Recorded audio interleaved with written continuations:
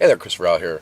I want to talk a little bit more about politics and such because it occurred to me that there's got to be a misunderstanding about where I stand in the political world. In truth, I don't even really want to be involved in politics. I see that as kind of man's world.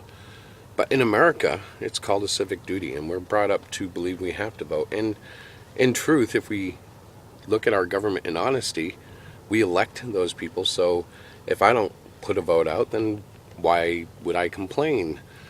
I have to try to have what I believe reflected in the people that I help elect.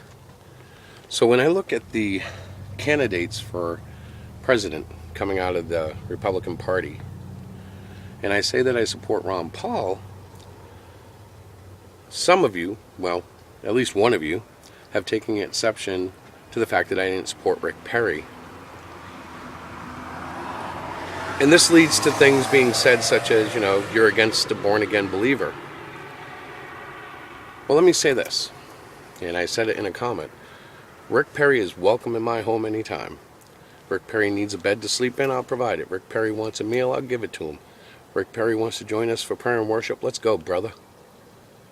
But Rick Perry for president? I don't see it.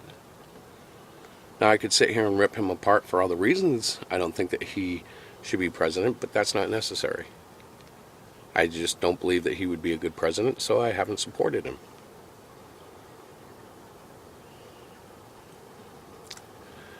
Being Christian doesn't mean that you jump on every single bandwagon that declares itself Christian.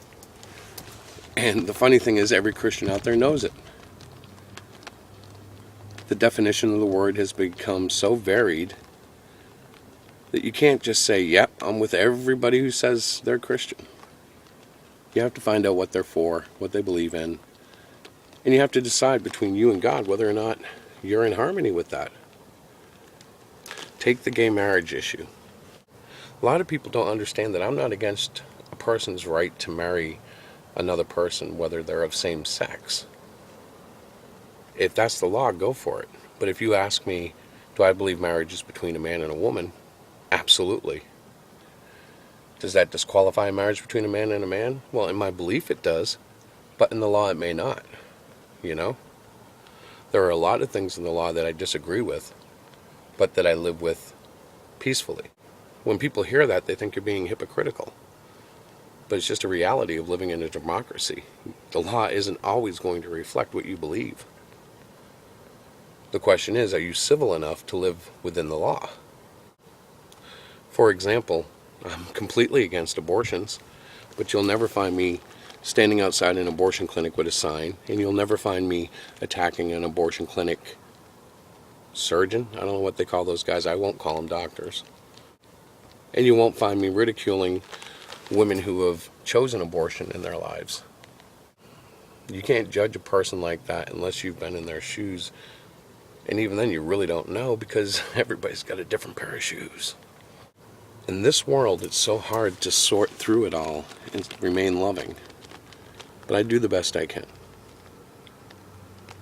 And if you think that I've betrayed Christianity because I support Ron Paul over Rick Perry or Newt Gingrich, if you think I'm wrong for not supporting Mitt Romney because he's Mormon, so be it.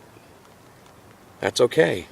I'm allowed to have a position that you don't agree with, just as you are allowed to have positions that I don't agree with.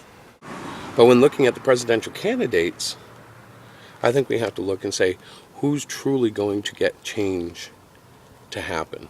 Who's truly going to go in there and stir the pot and make something happen that's going to benefit our nation?